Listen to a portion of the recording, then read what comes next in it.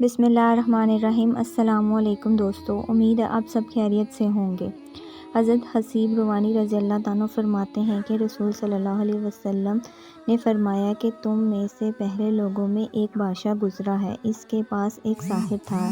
جب وہ ساحر بوڑھا ہو گیا، اس نے بادشاہ سے کہا میں بوڑھا ہو گیا ہوں، مجھے ایک ہوشیار لڑکا دے دیا جائے تاکہ اسے علم سکھا دوں۔ چنانچہ بادشاہ نے اس کو ایک لڑکا علم ساحر سیکھنے کے لیے دے دیا۔ اس کے راستے میں ایک راہب یعنی عیسائی پادری رہتا تھا۔ وہ لڑکا اس کے پاس آنا جانے لگ گیا، اس کو راہب کی باتیں اچھی لگنے لگ گئیں۔ جب بھی ساحر کے پاس جانے کے لیے نکلتا تو اس راہب کے ہاں ضرور ہو جاتا اور اس کی محبت میں بیٹھتا، اور جب ساحر کے پاس پہنچتا تو وہ اس کو دیر آنے پر مارتا۔ لڑکے نے راہب سے اس بات کا شکایت کی تو راہب نے کہا کہ جب تجھے ساحر سے کوئی خطرہ ہو تو کہہ دیا کرو میرے گھر والوں نے مجھے روک لیا تھا، اور جب گھر والوں سے ڈر ہو تو ان سے کہہ دیا کرو کہ ساحر نے مجھے روک لیا تھا۔ سلسلہ یوں ہی چلتا رہا۔ ایک دن اس لڑکے نے دیکھا کہ کسی بڑے چوہے نے لوگوں کا راستہ روک رکھا ہے۔ اس نے کہا کہ آج معلوم ہوگا کہ ساحر افضل ہے یا راہب۔ چنانچہ اس نے ایک پتھر اٹھا لیا کر دعا کی کہ اے اللہ، اگر راہب کا دین سچا ہے تو یہ جانور میرے پتھر سے مر جائے تاکہ لوگوں کو گزرنے کا راستہ مل سکے۔ یہ کہہ کر اس نے وہ پتھر مارا اور وہ جانور ہلاک ہو گیا اور لوگوں کو گزرنے کا راستہ مل گیا۔ لڑکے نے اگر راہب کو سارا واقعہ بتایا تو راہب نے اس سے کہا کہ اے بیٹا، آج سے تو مجھ سے افضل ہے۔ میں دیکھ رہا ہوں کہ تو اپنے کام میں انتہا کر چکا ہے اور عن قریب تو ایک آزمائش سے دوچار ہوگا۔ اگر تو آزمائشوں میں مبتلا ہو تو کسی کو میرا نہ بتانا۔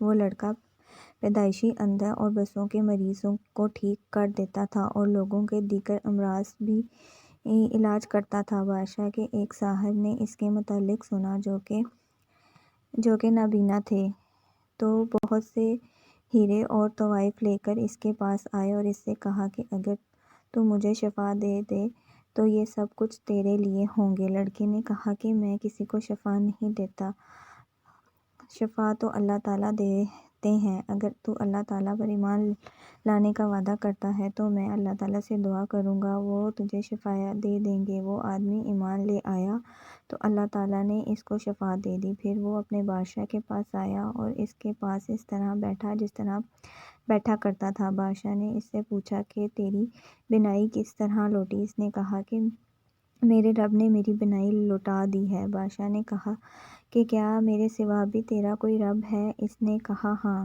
میرا اور تمہارا رب اللہ ہے۔ بادشاہ نے اس کو پکڑا اور اس کو برابر سزا دیتا رہا، یہاں تک کہ اس نے بادشاہ کو لڑکے کا پتہ بتا دیا۔ چنانچہ لڑکے کو لایا گیا۔ بادشاہ نے اس سے پوچھا کہ اے بیٹا، تم اپنے ساحر میں اس کمال کو پہنچ گئے ہو کہ پیدائشی اندھوں اور بسوں کے مریض اور دوسرے لا علاج مریضوں کو ٹھیک کر دیتے ہو؟ لڑکے نے جواب دیا میں کسی کو شفا نہیں دیتا، شفا تو اللہ تعالیٰ ہی دیتے ہیں۔ بادشاہ نے اس کو پکڑا اور اس کو برابر سزا دیتا رہا حتیٰ کہ اس نے راہب کا پتہ بتا دیا۔ چنانچہ راہب کو لایا گیا اور اس سے کہا کہ تو اپنے دین سے پھر جا۔ اس نے انکار کیا۔ بادشاہ نے ایک آرا منگوایا اور اس کے سر کے بیچ رکھ کر اس کو چیر لیا اور اس کے 2 ٹکڑے زمین پر گر پڑے۔ پھر بادشاہ نے اس مصلح کو بلایا اور اس کو بھی اپنے دین سے پھر جانے کا حکم دیا۔ اس نے بھی انکار کیا تو چنانچہ اس کے سر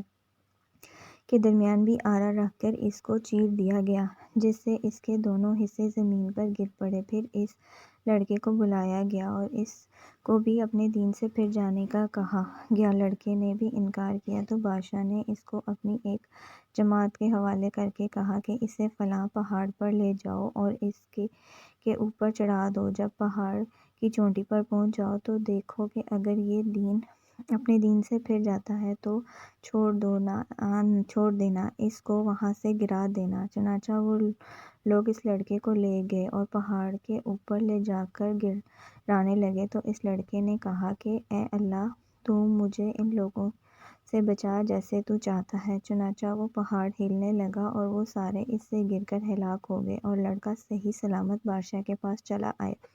بادشاہ نے اس سے ان لوگوں کے متعلق پوچھا کہ وہ کہاں رہ گئے۔ لڑکے نے کہا اللہ تعالیٰ نے مجھے ان کے شر سے محفوظ رکھا۔ بادشاہ نے پھر اس کو اپنی ایک جماعت کے حوالے کیا اور کہا کہ اس کو ساتھ لے جاؤ اور ایک کشتی میں سوار کرو، پھر جب سمندر کے بیچ میں پہنچو تو دیکھو کہ اگر اپنے دین سے باز آ جاتا ہے تو چھوڑ دو، نہ اسے سمندر میں اس کو غرق کر دو۔ چنانچہ وہ لوگ اس کو ساتھ لے گئے۔ لڑکے نے پھر دعا کی کہ اے اللہ، آپ اپنی قدرت نے مجھے ان کے شر سے محفوظ رکھا۔ پھر اس لڑکے نے خود ہی بادشاہ سے کہا کہ تو مجھے قتل نہیں کروا سکتا جب تک کہ تو میری بات پر عمل نہیں کرے گا۔ بادشاہ نے کہا کہ وہ کیا بات ہے؟ لڑکے نے کہا کہ ایک کھلے میدان میں لوگوں کو جمع کرو اور مجھے کھجور کے ایک تنے پر لٹکاؤ، پھر میری ترکش سے ایک تیر لو اور پھر اس تیر کو کمار کے بیچ میں رکھ کر بسم اللہ کہہ کر پل دو، اس طرح میں مر جاؤں گا۔ چنانچہ بادشاہ نے ایک وسیع میدان میں لوگوں کو جمع کیا اور اس کو کھجور کے ایک تنے پر لٹکا کے پھر اس کے ترکش سے ایک تیر لے کر اس کے کمار نیچے میں رکھ کر کہا بسم اللہ رب الغلام، اللہ کے نام سے جو اس لڑکے کا رب ہے۔ پھر اس تیر کو چلایا تو وہ سیدھا جا کر اس کی کن پٹی پر لگا۔ اس نے اپنا ہاتھ پٹی پر رکھا جس جگہ پر تیر لگا تھا اور پھر مر گیا۔ اس عجیب واقعے کو دیکھ کر لذت لوگوں کی زبان سے نعرہ بلند ہوا، ہم سب رب غلام پر ایمان لاتے ہیں، ہم سب رب غلام پر ایمان لاتے ہیں۔ کسی نے بادشاہ کو جا کر بتایا کہ آپ کو جس چیز کا خطرہ تھا وہ واقعی ہو گیا، لوگ ایمان لے آئے۔ بادشاہ بڑا پریشان ہوا اور ارکان سلطنت کے مشوروں سے بڑی بڑی خندقیں آگ سے بھروانے کا حکم دیا۔ جو شخص اپنے دین سے نہیں پھرے گا اس کو آگ میں جلا دیا جائے گا۔ چنانچہ بہت سے آدمی جل گئے۔ اس دوران ایک عورت جس کی گود میں ایک بچہ تھا، اس کو آگ میں گرنے سے ذرا ہچکچاہٹ ہوئی تو چھوٹے سے بچہ بولا کہ اماں جان صبر کرو کیونکہ آپ حق پر ہیں۔